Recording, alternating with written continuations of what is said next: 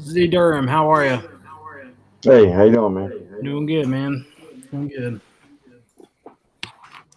We are live. What's going on, guys? All right, so on this episode, we talk about some considerations, right? So some of the considerations you should take when purchasing that new weapon or that new piece of gear for your kit, and also EDC considerations, right? What else to take into consideration when you carry a gun every day? I'm Bobby James. We got Willie X in here. We got Instructor Z, Kawa, who is too alpha to quit, and then we have a guest on here. His name is Ben. He's from Stalwart Defense. He is an active duty Green Beret. So what's going on, guys? Why is your face not blurred right now? My face is? I got my sunglasses on. There you go. Black bar. Issued black bar. Yeah. Yeah, buddy.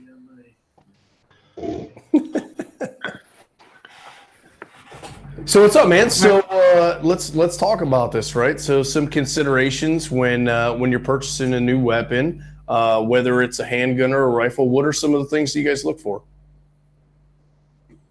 Let's go first. I'll go first. So, weapons. I mean, unless you want to just go out there and give it a shot and try the unknown, then you really you go with what you know. So I'm hearing an echo from somebody. I can hear myself talking on somebody's screen. Willie. It ain't me. Okay, I'm getting my fingers. All right, try that out. All right. So like for me, I wasn't a big gun guy outside of the military, so I was exposed to what I had in the military and mil-spec stuff, Glock. Before that, the Beretta. And then whatever mil-spec rifle M4 we had. So I didn't know a lot about civilian capabilities or the difference. I thought mine was elite, and if I was going to do anything civilian, it was just going to be for performance reasons. It wasn't going to be tough. So I go with what I know, and I know Glock has been good to me. I know the other guns are tough as well.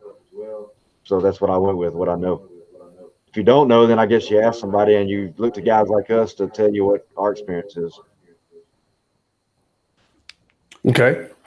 So what if you had someone that was first-time gun buyer, looking for something to carry on them and stuff like that? How would you tell him to choose a weapon? Would you tell him based upon how it feels in his hand, or would you go caliber-wise? What would you do? So I think the first thing I tell people when they're buying a gun is what is the purpose of this gun? Is it for home defense? Is it just a range gun? Because that matters. And then I tell them also, to not necessarily like look just a Glock or look just a SIG or M&P or whatever, but really what feels good in your hand. Because if they're a first-time shooter, then they need to be comfortable with those handgun. I know that for guys like myself and you guys, we were all kind of given weapons, and they're like, here, make it work, and that's what we did. But like for civilians, they actually have the luxury of going to a gun store, grabbing a bunch of guns and holding it, see how it feels. Does it fit? Is it too big for my hand? Is my hand too big for the gun? And then so grip is important, obviously. And as they graduate and they kind of progressively get better as shooters, and they want to go mainstream, I guess, with their shooting and kind of get with the times or whatever, then, obviously they're going to go to what works, which is a Glock 19, a Glock 17, a SIG 226, stuff that everybody knows works. Yeah, I think a big consideration for one, like you said, is what's their purpose? What are they going to be using it for? And then how are they going to be concealing it? If it's a EDC carry pistol, if there's somebody that wants to not dress around their gun, but have a gun that kind of conforms to the lifestyle that they live, whether they wear a suit or whether they wear board shorts and a tank top. Obviously, their lifestyle is going to have to support whatever they're trying to use. A lot of people have this misconception of I'm going to get a 45 because a 45, you know, I see it on the movies. That's, you know, a huge hole. So I know that that's got the most knockdown power. A lot of people have a conception of. Well, that's really loud in my ears. That's Bobby. Whatever that was. Yeah, it is. So that's a big consideration when buying a gun. Obviously, you don't want to go out and buy a high point. If you have an option to buy something that's going to be a little bit more reliable, no matter how good it feels in your hand. But a big piece of that is going to be what's your use, and then also what are you adjusting your lifestyle around the gun, or are you going to buy a gun that fits into your lifestyle? Yeah, I agree with that. And I feel like what Bobby was saying, to go off of, is it still catching the audio? Yeah. All right. Well, like what I was saying, to go off what Bobby said, if it's not comfortable in your hands and you're not comfortable shooting it, you know, you hate shooting this gun, it sucks, you know, it feels all wrong in my hand, it kicks too much, blah, blah, blah. You're not ever going to have the need or the want more or less to train with that firearm. You're not going to go put rounds, you know, on target down, you know, at the range or whatnot. And what that's going to do is you're going to toss it in a drawer somewhere. You're going to forget about it. And then the second that you actually do need it, it's going to be the last thing in your mind because you haven't seen it in weeks. You know, it's in that drawer, but you know, it's not going to be the first thing that you come up, you know, that comes into your mind. You're like, oh, I'm going to grab my gun because I'm ready for this, because I've trained for this. So I think it being comfortable in your hands and the likelihood you to train with it is where it is probably one of the most valuable things in my opinion. And then you can look at reliability, and then you can find a caliber that you like and that has a lot of different choices of ammunition and stuff like that. Yeah, all good points. Yeah. I mean, I agree with all you guys, and I tell people, you know, if they're looking for a good gun, really just to go to a Glock 19. If they're looking for just a good range gun, maybe a 17, maybe a 34 if they're getting into like competition shooting. But honestly, like when it comes to, you know, reliable handguns that works and that's easy, you know, Glock 19 9mm, you know, is kind of what I recommend to everybody. Now that the 48 and the 43X are out with that full frame and shorter barrels, that's a good option too, especially for women who have small hands. You know, the 48 is a great range gun. The 43X is a great carry gun. I mean, I carry that 43X depending on where I go, depending on my outfit. I carry my 19X depending on, you know, other times. But you know, those are all great points. Yeah, I think the new 43X is by far my favorite Glock that has come out for everyday carry. Definitely, I love that thing so much.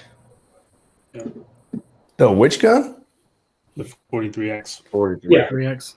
Oh, I get that question all the time, like, hey, which one do you like better, the 48 or the 43X? And I have both. And honestly, I don't see why I would carry the 48 if I have the 43X. It's the exact same frame, but you know, they're like, well, is that extra inch on the barrel, does that give you an advantage? Not for the answer is not for the type of engagements that you're going to get into here in the States. You know, for these 10, 15, 20 meter engagements, that 43X is you know, good enough for accuracy. Plus, you're concealing a little bit better. That's just my 2 cents from that. I just have a hard time gripping the 43 or the 43X or the 48. It's just too narrow for me. I feel like when I grip it, I'm like just engulfing the entire frame of the gun.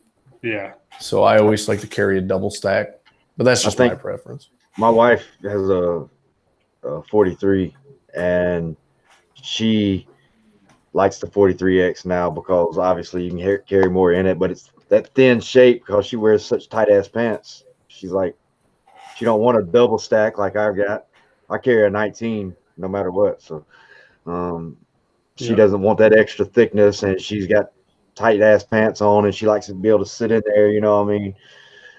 So she likes that thin single stack frame. And I think, I can understand that. Like if I had to wear a suit or something that was super tight for some reason and I couldn't adjust, I wasn't wearing something comfortable. I'd like something thinner.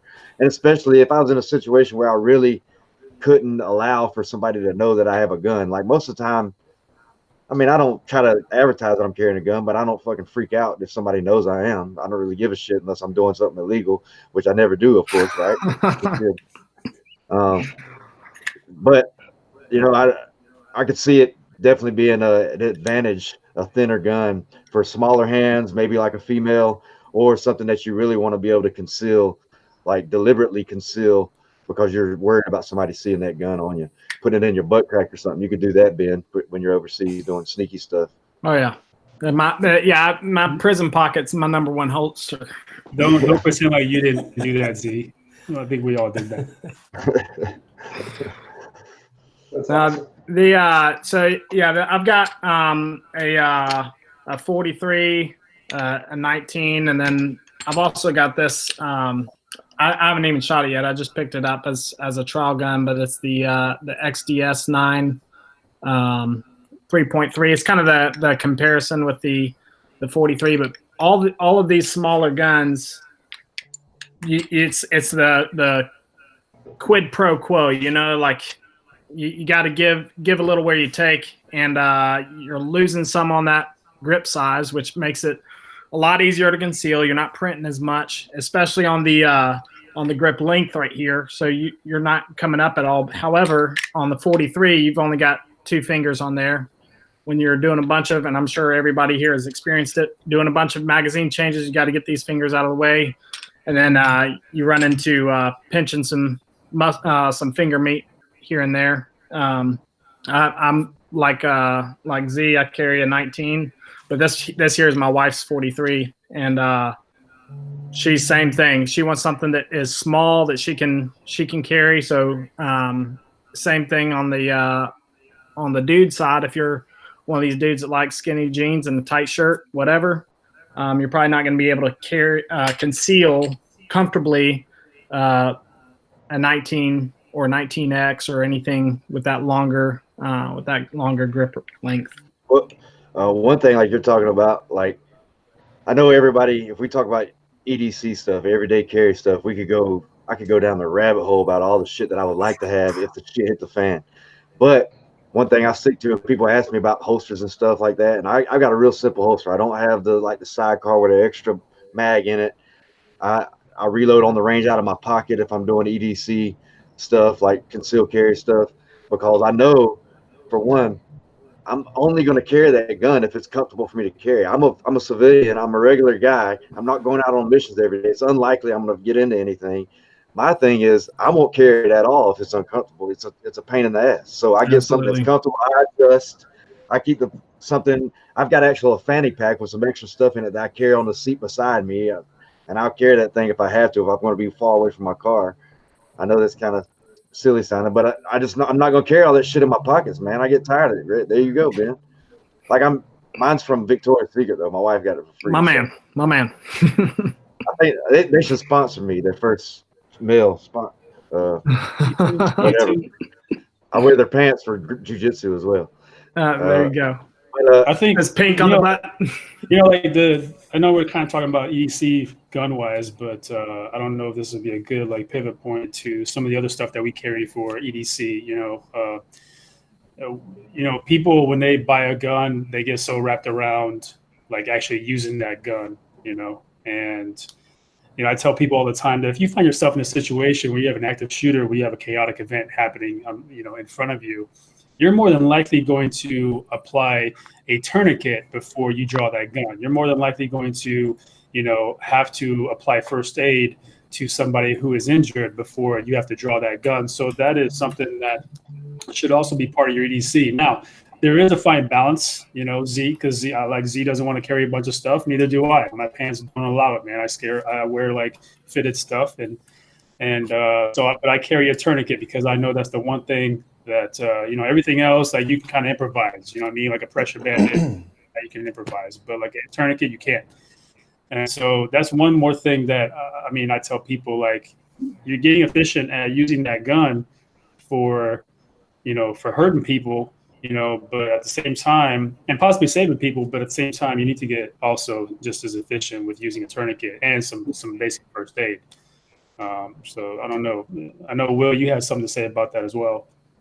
Yeah. Once we get into our last little topic, we can definitely dig a little bit deeper in that. But I feel let's talk about on the other spectrum, like battle rifles. Like, what are you looking to get into for that? I know it's always going to be, you know, per scenario if you can, but what are we looking for?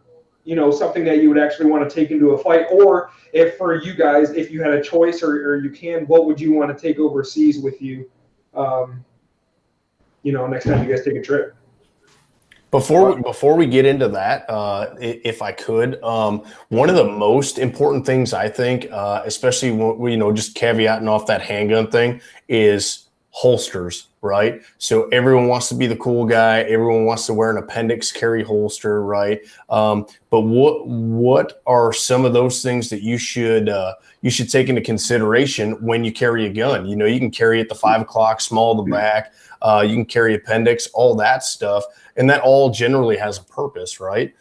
So like when we were at the retail store, guys would always ask, you know, like, hey, how should I, you know, put this on, and how should I use this, and how should I use that? And, you know, just going off of what Z said, you know, you have to be comfortable, right? If it's not comfortable, you shouldn't wear it, right? So it doesn't matter if all these dudes are wearing this kind of holster, whatever. If it's uncomfortable for you, you're you know, more likely to not wear that anymore. You know, you're going to wake up one day and be like, I'm just not going to wear it. I'll be fine. You know, so I would say definitely find a holster or a carry position that is most comfortable with you. Yeah, and I would say that would go off like what Z was saying, go off of, you know, what you're wearing that day.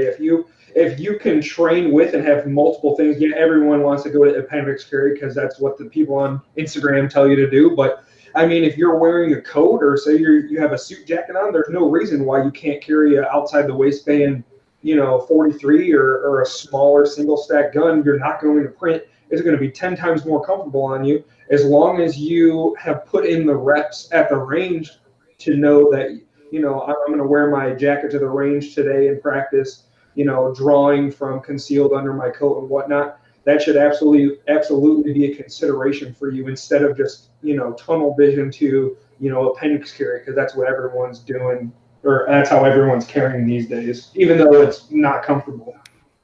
Yeah.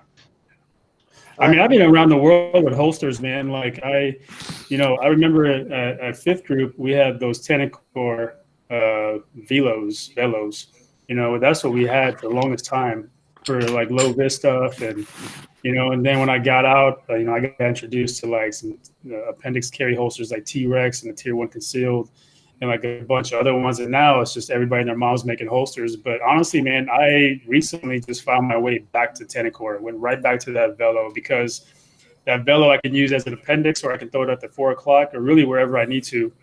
And it's very slim. It's a very slim profile holster, and it's comfortable. It even makes an appendix carry comfortable. But I mean, comfort is definitely key, but at the same time, functionality is also key, you know? So I definitely I won't be putting one of those gun clips on my gun anytime soon and drawing from, you know, just my pants. And so, and I don't, you know, I don't carry Mexican, you know, so it's, so, I mean, comfortability, so there has to be balance between comfortability, functionality, and then of course the way you dress will kind of also help you out with, you know, what application to use. But I don't know. That's what I use. I don't know about you guys. I agree with that. One thing I see. Hey, so what's what's carrying Mexican, Kawa? What is that? In your pocket? That's like in your waistband, you know, in between your belt and your stomach. In the basketball shorts? Well, maybe here in LA. We're going out of the chamber. All right, Will, you want to talk about some rifles, considerations for? I think Z had something to go off of real quick. Oh, okay. Z, you have something? Well, I think some people. Can y'all hear me? Yeah. Okay, some people are continuing to add more and more to their holsters and more uncomfort and less practicality because you start doing all these range drills. You know what I mean? Everybody's got these range drills, and of course, if I want to beat the time on the range drill, I got to get a good reload. So coming out my pocket, it's not going to be conducive to a quick reload usually, unless you practice real good at it. And I don't carry. I mean, mine's deep in my pocket. I dig in that motherfucker and get it out. Like I'm not wearing a holster with an extra mag sticking out of it. Yeah, it makes me faster on the drill, but that's just not the way I'm fucking wearing it. Like that's just teaching me to do the same thing I do from my pistol belt if I'm wearing it outside the waistband. Like so, people start doing all this different stuff just to be quicker on those drills. Yeah, I understand, but it's already not very likely you're going to fight somebody with a gun out in the streets. And now you're talking about I'm doing fucking quick reloads on with the gun too. And to me, in my mind, I'm a lazy guy. Like I get complacent, and if like I said before, if that shit is uncomfortable and I'm putting that shit on all the time and it's bothering me, I'm gonna find a reason not to wear it. You know, Yeah. I'm just so it's just not the likelihood of anything crazy happening. Yeah, I want an extra mag, but if I'm trying to beat the drill or trying to beat you in the drill on the flat range, then yeah, I want to have that fucking thing easily accessible. And you know, gaming it, if you're racing somebody, yeah, I'll tell myself all kinds of shit. Like I carry the mag here, of course. Yes, I carry it in my arm. I carry it right here. Yeah. I just kind of piggybacking on that, and I'll talk more to say when we start getting into EDC considerations later on in the live video, but kind of on what Instructor Z said.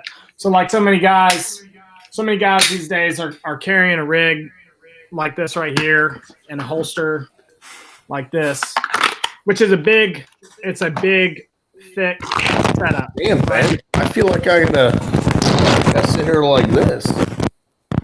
I know, right? No big deal. That's what Bobby carries. Yeah, in his pants. But it's the only thing that I can print, dude. Because you're so fat. But you know, like the considerations of having a light or not having a light or carrying something like a handheld light, so for target identification and all that stuff. So like people keep putting all this stuff, compensators and all this stuff on their gun as if their carry gun is like this. I'm about to get in a gunfight. Like I'm, going to be behind my car or behind this pillar in the mall, just going head to head with this dude for freaking, about 15 minutes. And the guy with the most bullets wins. When that's not really the consideration that I take into account when getting into carry stuff. But I'll go more into it later on when we start getting into that section. Yeah. All right, let's talk battle rifles.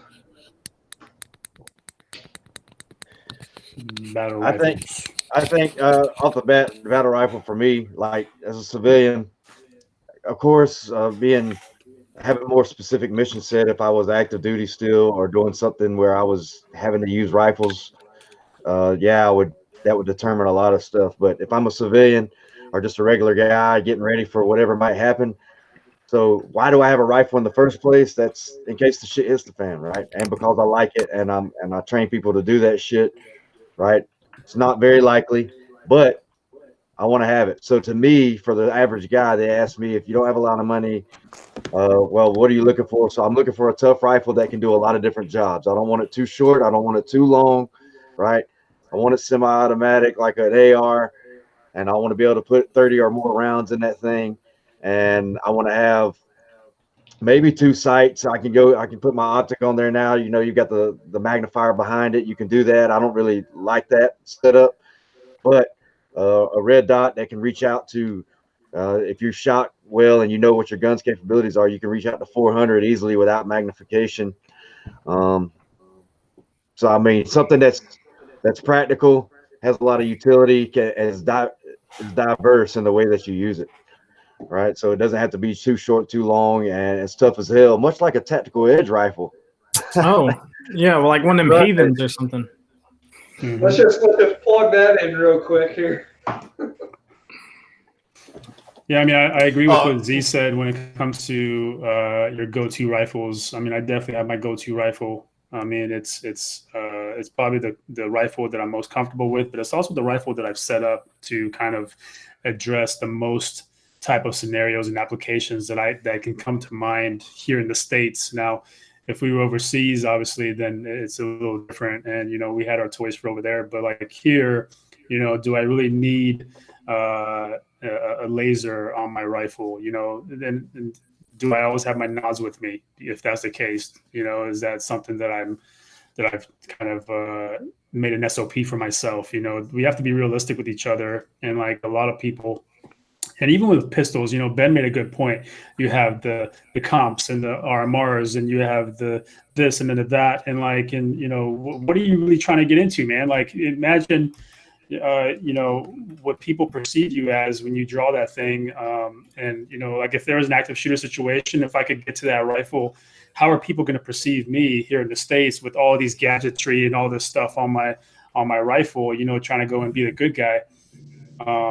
You know, but I mean, I love my Aimpoint T2 on my gun, and I love, you know, my brake, and I love the trigger, and you know, and then that's about it, man. I of course I have a Surefire Scout on there, you know, but I don't need a laser, and I don't need all this cool stuff on there. That's going to get the job done. Like Z said, it's not a 10.5-inch rifle, but it's also not a 16-inch, you know, so.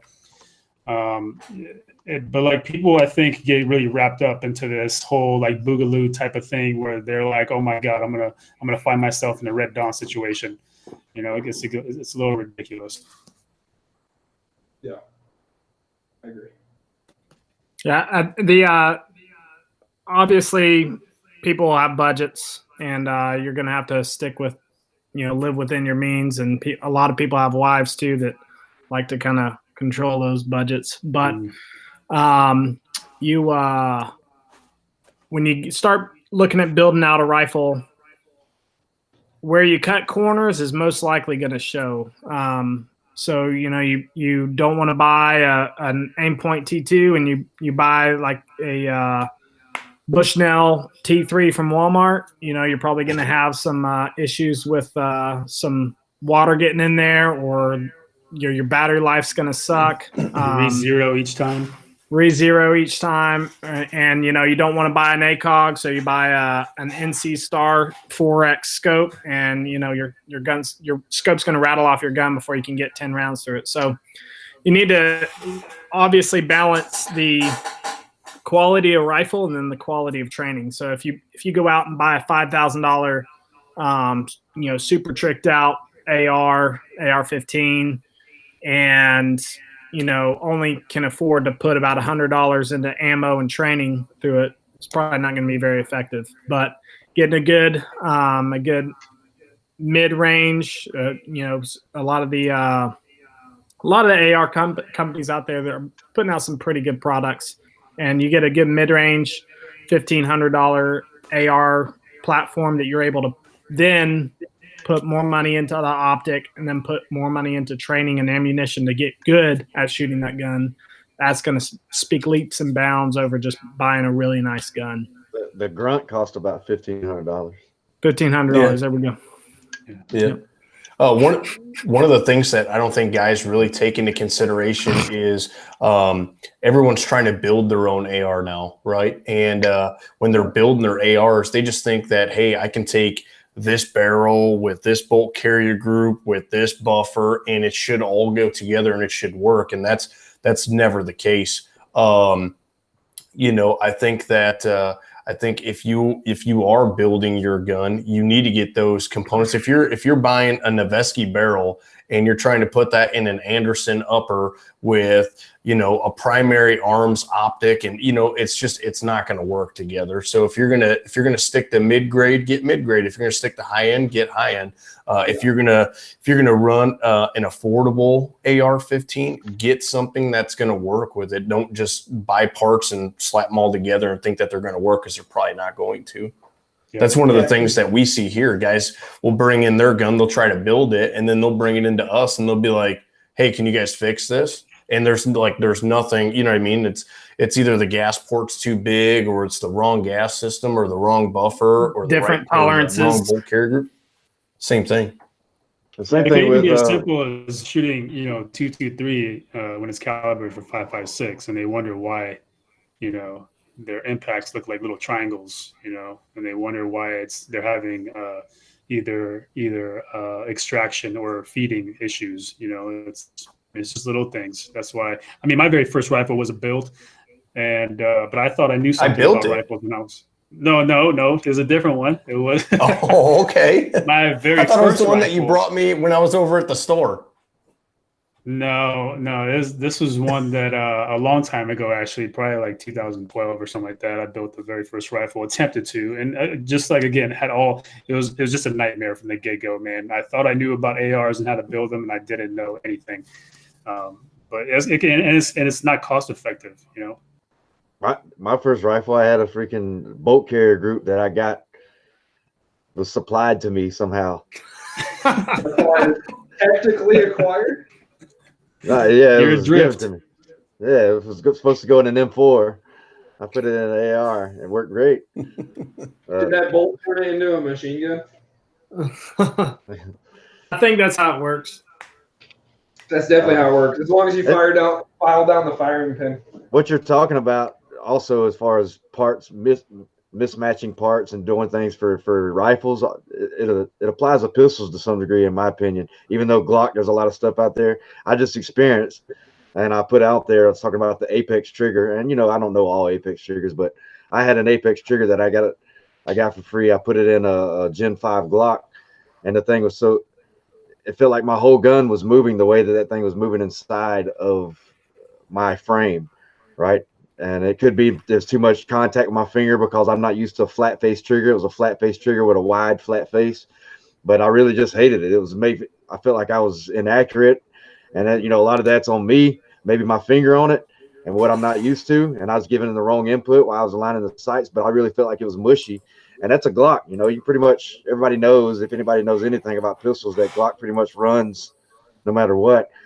Put that drop-in Apex trigger, and I hated it ever since then, and I went back to the stock trigger since then. But shout out to Apex. I've heard good and bad things about Apex triggers. I don't think I'll ever buy one. To each his own. But that's a great point, man. That's a great point on how that feel and how that new piece of equipment completely changed your relationship with that gun. That's a great point. Well, everybody knows, like a Glock trigger has a certain feel to it, right? Mine, it doesn't sit flat on my finger. It sits down at the corner is where I'm comfortable. And a flat face may have changed that, but also it was squishy. It just wasn't the same crispness that a stock trigger had. And I've seen other guns like that. I've felt other people's guns that have nice aftermarket triggers, but there's some mush in there, right? And I'm personally a guy that likes a 3.5 pound trigger on no matter what. If it's rifle, if it's pistol, I like it all the same, and I don't go any lighter. And I don't want it any heavier if I can help it. And I like it all the same throughout. I'm like, it's simple, it's safe, Consistent, and it does the job. Consistent, exactly. But kit, we haven't talked about kit yet, huh? Yeah, let's hit kit real quick. We only got 20 minutes left. Let's hit kit real quick and then go into EDC a little bit more not carrying. That's Will's jam right there. That third topic right there. So not necessarily carrying considerations, but more thinking considerations, and I would say execution and planning considerations. So, but let's do kit real quick. So kit, I like kit. I like it too. Do you just go out and buy the best thing that you see on Instagram, or do you do some research, or do you actually consider what you're going to be using the gear for and its application? What do you? One benefit of guys, I know Kawa and Ben have experienced this, and I've been overseas for times, and I've changed my kit setup. I've changed what I had on there 4 or 5 times, sometimes in a deployment, just based off of, because I knew it was good stuff. I had good brand names, and usually, SF wasn't lacking for kit. Usually we had good brand names, Safari Land and Tactical Tailor and Cry Precision, all the good stuff. But some things just didn't work in certain ways that I wanted it to work, or I figured out something on the fly while I was on a mission and something fell apart or something didn't work. Like I added a bungee cord one time to my outside the waistband holster, because riding on helicopters, even though I had retention, like you get all tangled up with other like Jundies or other fellow teammates, and it can pull your gun out. You never know. My pistol might come out, and I'm not transitioning on the helicopter, so I can put a bungee cord on there to hold it in place temporarily or something like that. So different things you set up. But what I found is that it's hard to make a decision about kit unless you put it through the paces and do with what you think the worst case scenario for you is going to be. Like, and Bobby, Will, guys that are out there listening maybe have been through some of my dynamic courses where I like to run and I like to move, and I talk about getting small. If I really had to use my gun in the way that I intended to use it, it probably means somebody was trying to kill me. And if they're shooting at me, I'm going to get small and I'm going to get into awkward positions, not normal positions, not just standing in an isosceles fucking stance, right? I'm going to be getting down, and my kit's got to be able to put up with that. And it's got to be able to hold my shit when I'm doing all that crazy stuff, or when I got my hands on somebody or they got their hands on me. So get down and dirty with it and see if it can stand that, if it can still hold your stuff and it can still not break on you when you're doing shit like that. So sexy is one thing, but utility, toughness, that's what really counts. Sorry. Go ahead. And I feel like guys are going more. Sorry to cut you off, Kyle, but I feel like guys are going to the more minimalist gear loadouts now, just because if you're using it and you know, we say this term a lot with your truck gun, you know, you also, there's a lot of guys that do like their truck kit or their plate carrier in their vehicle with them and stuff like that. And if it's in a grab and go scenario, you don't need all these crazy radio pouches and all that, and you know, flashbang grenade pouches and all this other crazy nonsense on there. If you're into that kind of thing and you want a kit, you know, basic 3 AR mags and some pistol mags with some plates, I mean, I feel like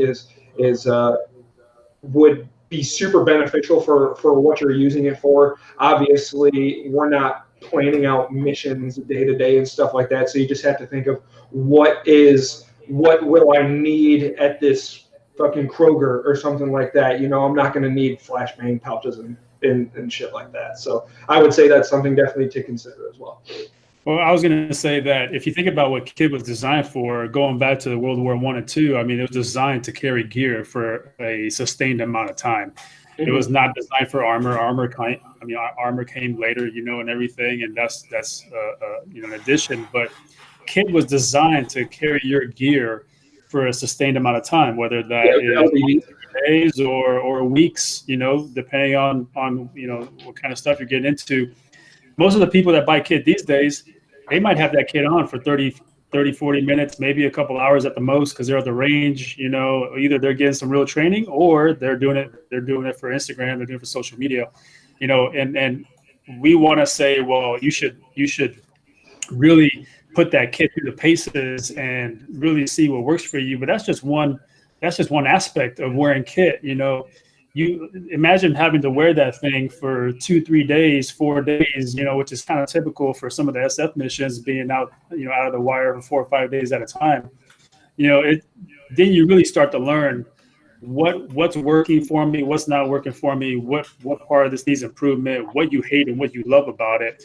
That's the only way you really learn about it. So if you can think about, you know, if you're thinking about buying kit and you don't have kit in the first place, really think about what that kit is designed for. Do you really need to wear? Do you really need to carry 5 magazines, a water source, radio pouch, you know, this and that, and where are you really going with that? Okay, and also have you tested that? Have you actually gone up this mountain for 3 days wearing that kit? You know, and I mean, that's really the thing that kind of bothers me a little bit about the civilian market, is that everything is designed for cosmetics. Like, this is cool, this is slick, this is minimalist, and this is that. But like, none of these companies have really, I mean, maybe they have, but at least they don't promote it. I don't see it marketed where they're like, this kit was worn, you know, and this was vetted and tested and been through the paces, and this is why you should get it. And I don't know, I don't think civilians really ask themselves, like, what am I really buying this for? Other than some cool content creation, you know what I mean? Yeah. I mean, guys that worn kit overseas, we hate it. We can't wait to take that thing off. And we always look for ways to take stuff off of that, not add stuff on. But like Z said, and, you know, Ben's been there too, we've changed our kit configurations or massaged our kit 3-4 times on deployments because we're like, fuck, that sucks. Or I really like that. You know, that's just kind of my 2 cents on that. So just real quick. So my biggest considerations, because I know that there's probably going to be some military people that are either watching or will watch this.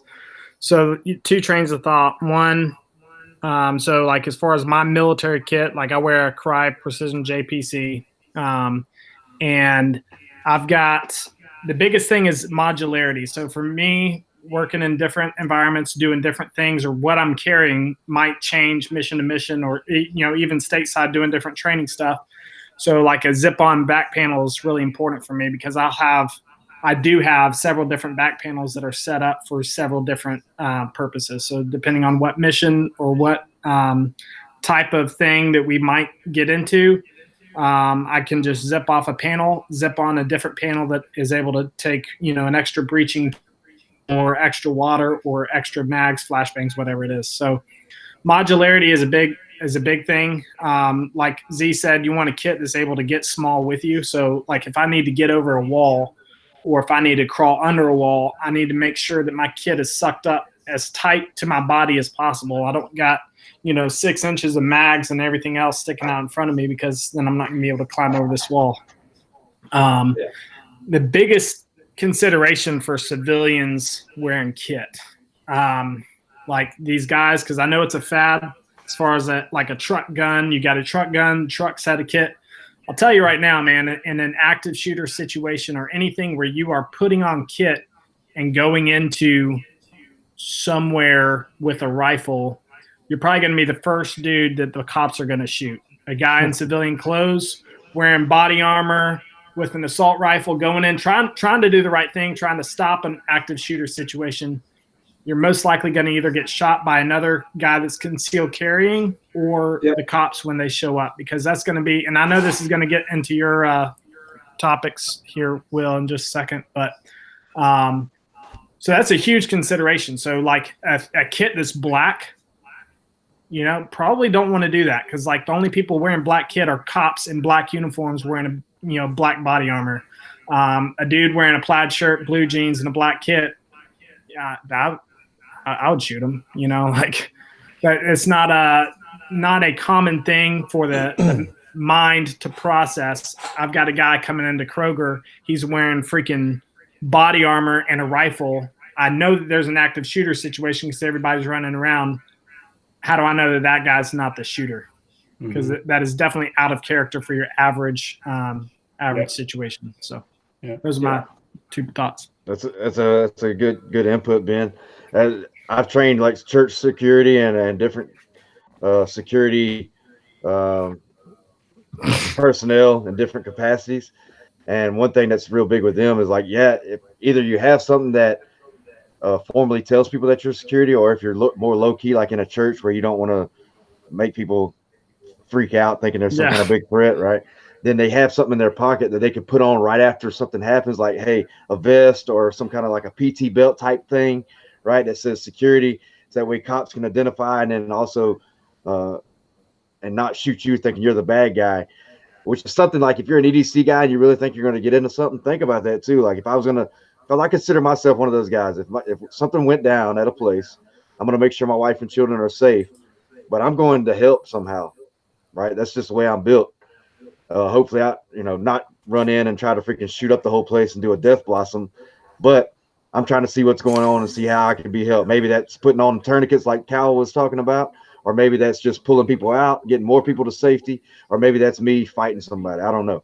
But a consideration is, and something that I've been looking at, and maybe we can discuss that when we get to EDC, is something that I can put on to like tell you that I'm that identifies you as not being the threat.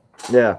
And one thing that somebody mentioned to me, this is kind of off subject, but I was talking with cops and we're talking about hostage rescue situations. But if you had rubber gloves or something that you carry in your kit that I was going to be getting in the bio mess of somebody. Make sure they're not black, because if I'm looking at hands, that looks like guns to me. So maybe light color rubber gloves if that's part of your EDC. So that's a good segue, Will. Yeah, so I have some definite bullet points that, I mean, we only got 10 minutes left, but I'm sure you guys wouldn't mind going over a little bit. But some things that I want to definitely talk about is getting away from, what gun I should carry, what training I should do, and stuff like that, but how to, or not necessarily how, but the whole thinking aspect of it. There's such a huge responsibility that I think a lot of people they automatically put on a gun or get that holster in their in their appendix holster, and they got all this big dick energy. Like, oh, I wish someone would come step up to me. I'll shoot these motherfuckers so fast. But I feel like it's such a massive responsibility to be carrying a gun and to actually use it in a situation. You have so much more things that you need to look at. I took a concealed carry class one time by an instructor who I will not name to save my reputation that I don't have. But and he brought up a bunch of good bullet points. You got to think first, shoot second, right? So some things that I have that I want to go off of, and you guys can definitely help me out with this, is I would say the want of not getting into a gunfight, right? That should always be in your mind. You should never go out seeking a fight, seeking to go shoot someone. Like, I don't know why you would ever want to do that. There's so many more things. And just going off this real quick for those who are watching, we are not lawyers or anything like that. And if we start talking about the law or anything like that, definitely look up your state regulations and stuff like that. We are not telling you any base of the law. So take whatever we say with a grain of salt, and definitely, either contact whoever you need to contact in your state to get that thing, but getting that out of the way. So I would say not seeking a fight, but stopping it or de-escalating it would be your ultimate goal in any type of, I would say, active shooter situation. What do you guys think? For sure. I think some guys and we've seen this, and I talk about this when I train security and train law enforcement, we talk about the bouncer mentality.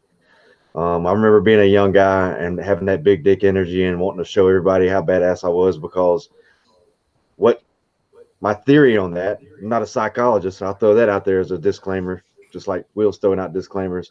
Not a psychologist, but I'm not a psychologist, but I know that guys that have not been out there and proven themselves and don't feel very confident about themselves are seeking opportunities to establish themselves as being some kind of alpha top dog, right?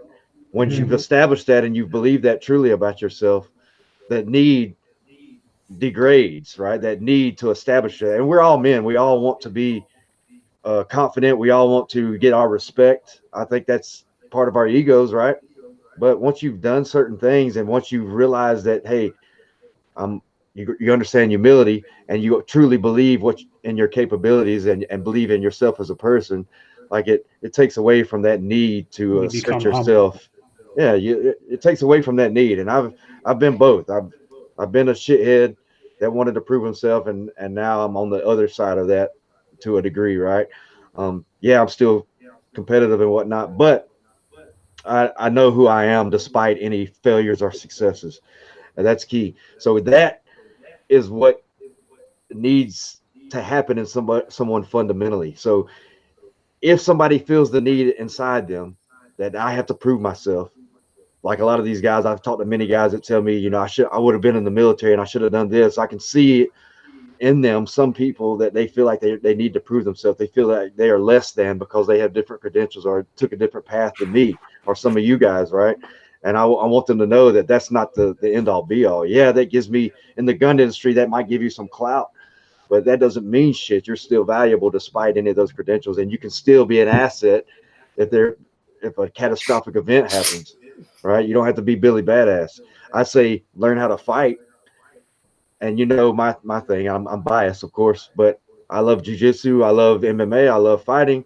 I feel like that it gets some of that piss and vinegar out of you because it demands humility. It demands it because you're not the Billy Badass. People will hurt you. You will get tired. And somebody once said that fatigue makes cowards of all men. That's fucking true as it can be, right? If you're tired, you don't know what you're doing, you will fatigue. So de-escalation and respect to all others is very important, and usually respect to others leads to de-escalation. So when my ambitious nature relative to respect is degraded, then I feel like I don't need you to respect me in order for me to respect you. I feel respected. I respect myself, and no matter what you say to me or do to me or call me, I can continue to respect you because my need to be respected is not there anymore, or it's not as prominent in me. Go ahead, sorry. Anybody else got anything? I was just going to say to that point of not wanting to get in a gunfight and not like seeking it out, but so kind of like Z said earlier, like if there's something going down with the tools that I have in my toolbox and the expertise that I have, I'm going to try to help. I'm going to try, if there's, whether it's a car wreck on the, car stopped on the side of the road, whether it's an active shooter, all the way down. I'm going to try to get there, and I'm going to try to assist in de-escalating the situation, or trying to problem solve with what I can and the tools that I have on me. But I think it's very important to understand the concept of what you're going to do and when you're going to do it. You're at the mall, you're at a movie theater, you're anywhere in public with your family. Obviously, I'm going to take care of my family, make sure that they're safe. I'm going to move to see what the situation is, and then I'm going to assess it. I'm not just going to go into something blind. I'm going to assess the situation, see what I have, and then I'm not going to draw my gun and run 300 meters down to where something's going on with the gun in my hand. Everything that I do is going to be thought out as far as when I'm going to do a certain action, when I'm going to go to aid this person that's now bleeding out on the floor, and how I can use the tools that I have to solve that problem. But kind of like Kawa was saying, I think medical stuff is very important. This is a little like truck bag that I keep in my truck, and then a tourniquet that I keep on me a lot of times to deal with those situations, because that's going to be what kills somebody is not the fact that they got shot, but that they're going to bleed out, and that bullet is going to slowly kill them. So being able to, okay, active shooter's dead, now I can move on to treating with the tools that I have and expertise that I have. So all that stuff is very important. Yeah, I think that those are all great points, and I think we can relate to all of that. And it goes back to kind of what for the guys that kind of been there and done that, and they found themselves in some positions and some scenarios where they had to kind of like really show their true colors, where they stepped up or they're part of a team or whatever it was. I think those guys do find balance in themselves, and they know that, now I'm back home or whatever, and I don't have to pretend like I'm out in combat. I don't have to always have like this certain aura around me that says that I'm a Billy badass or whatever that. And we've been humiliated several times in the process of being in the military. We know what that feels like. We've been through the suck. We know what that feels like. We've been through scary situations. So we have nothing to prove to anybody. No one here has anything to prove. And I think for the people that have never served in the military, have never served in certain aspects of law enforcement where they got in sticky situations, they do kind of have that mindset. They're like, well, I've been training with this gun. I always train for the 1%. I got my sub-second drawdown. I got my reloads down. I got my kit. I got this. I got that. I am ready. And you never know if you're really ready until the shit hits the fan. That's just absolutely. And so, but even so, you should really carry yourself always be the gray man. That's kind of what I tell my students. You know, even if you're carrying, even if you know you're a badass on the range, if you know you're a badass at combatives, if you know whatever, always carry yourself like you're the gray man. Don't bring attention to yourself, but always be willing to step up and assist. You know, whether it's drawing your weapon, or it's medical, or it's just changing a tire for somebody. You know what I mean? And there's a lot of other things that go in with that. You know, like, goes back to what's on your EDC gun. If you have a comp, if you have an RMR, if you have this tricked out gun, that's harder to justify in a court. You know, and your actions, that almost screams like, dude, everything on your gun screams you want to get into a firefight, you know, or everything that, you know, your kit, like you were saying. And so there has to be that personal balance within yourself as a person, but then also that has to kind of equate the skill sets that you have adopted and you call yourself a practitioner of, you know, and you have to understand the circumstances. You know, just because you drew a gun on a guy with a knife, you know, does that justify you shooting him? You know, exactly. I don't know. Depends on what the eyewitnesses say too. There's a lot. This is a huge topic, and I think that we can only. And we can, yeah. Let's squeeze it into 10 minutes, Willie. Yeah, there's so much to talk about. Just going real quick. We'll hit it real quick. But I would say, what do you do after you shoot someone? Okay, granted, you saw someone holding down a cashier at a gas station. Go in, you shoot them, and then okay, now what? Now reholster. Show your timer. Yeah, exactly. So now the police arrive, and there's a dead body, and there's a dude holding a gun. Okay, they're not going to come into that gas station like, oh, thank you, good citizen, for killing this man. They're not going to do that. They're going to draw their guns on you, make you get on your fucking face, and they're going to put you in handcuffs, and you're going to jail because you literally just shot somebody. If the scene was safe, I would probably, once all of that happened and the police were called and stuff, I would probably holster my weapon. I would also probably call the police and identify myself as being in there as well, just so that they were aware when they got to the scene. And I wouldn't say, you know, that you know, somebody's been murdered or anything like that. I would explain the situation, and as soon as law enforcement got to the scene, I would identify myself as the person that called, you know, and let them know, hey, listen, I do have a gun. They're probably going to make me put my hands up. They're probably going to disarm me at that point, you know. And I think doing something like that, the more knowledge that they have coming into it versus being surprised when they get there, is going to help you tremendously to avoid any kind of, you know, misidentification or anything like that in that situation. Yeah. Yeah.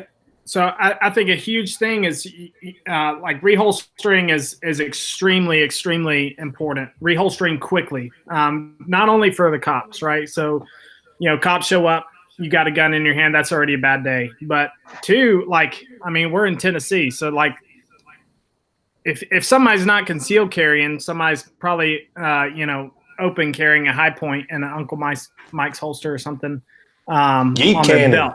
Yeah. But so like cops are a big consideration, but also the guys around you. So like if I walk into a store, I'm in the back of a gas station, I hear, you know, some shooting going on 30 feet from me. I go around the corner and I see this dude standing over this other dude with a freaking gun in his hand. You know, I'm going to have to like really assess the situation as far as like what just happened here. Okay, that guy was robbing, this guy freaking domed him, whatever. But a huge consideration is the people around you. And chances are, if you're in a big public place, a restaurant, a movie theater, the mall, whatever, grocery store, you're probably not the only person there with a gun. So being able to get out, engage whatever that threat is, de-escalate the situation, and then get that gun out of your hands, back concealed, so that you can, you know, have your hands up when whoever else comes on the scene, is a huge, huge aspect to your survival and what you're going to need to, the measures that you're going to need to take in order to ensure that. All right, real quick, we got a couple questions. Ben Williamson says, I found that the more training I get, the less need I have to try to prove what I am, or to prove what I am or am not capable of. It has become a quite It has been a quiet confidence of sorts. Wow, I messed that all up. But yeah, so absolutely, just getting onto that. The more that you train, the more that you don't, maybe you don't feel as intimidated. That's what I would think. Maybe you feel more confident in your ability at that point. And then Arnell says, what about getting concealed carry insurance? I didn't know that was a thing. I mean, that's definitely a thing. They have insurance for everything these days. Having concealed carry insurance doesn't necessarily mean that you are going to be cleared of anything that you did, right?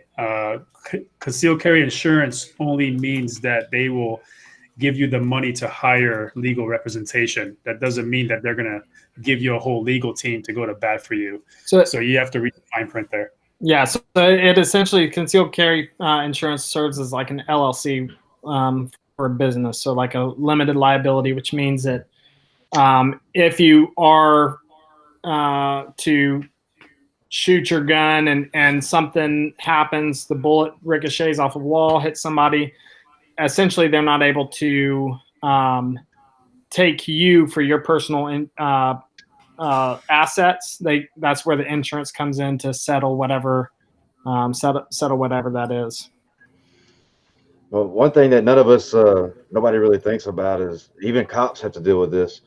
Like whether you're lawful in your use of your firearm or weapon or whatever you do, you still might have to face civil liability. Take you to civil court. So the loved ones of that particular person, they say, hey, well, you did this wrong, so now you're still in court. So whether you're lawful or not, like you're still going to be tied up in court and be spending money. So but you're gonna be alive. Better. Yeah, so it's better. I mean, obviously I think we're all saying the same thing. If you feel like your life is threatened, and it's the only way that you can stay alive is by defending yourself with whatever you have, for sure. That's what your right is, right? So, but have all these other tools, have the de-escalation techniques, have the respect for people, be prepared to talk, be prepared to seek other ways of getting out of incidents. And cops have been on trial for this. You can look at case studies from here till next Sunday about individuals or police officers doing something that was lawful, yet what the law enforcement officers term lawful but awful, doing certain things that they were held liable for, or taken to civil court for, or people that have done things, have made decisions with their weapons to defend themselves, out of subjective fear, not objective fear. And they don't use subjective fear, and a jury doesn't look at it subjectively; they look at it objectively. Could you have driven away? Could you have left the scene? Could you have avoided this altogether? Right? Could you have just stopped talking to this person? Like all these different things. You don't, because someone is disrespecting you, and some people don't get this, right? They feel that, well, it's necessary that I command respect before I leave this situation, or I get my point across. No, it's not. It's not at all. Like, so people need to check themselves. And that's definitely part of like kind of what we talked about last week, is training for that other 99%, which is everything from verbal de-escalation to physical de-escalation and anything worse and in between that. And like people need to train for that as well. We spend so much time with that 1% tool. How often do we train for physical fitness? How often do we train for verbal de-escalation or hand-to-hand stuff like Z was mentioning? There's a lot that goes into that, guys. It's not just drawing your guns. There's a lot that goes into that situational awareness, and that's the whole mindset and lifestyle, like Ben just said.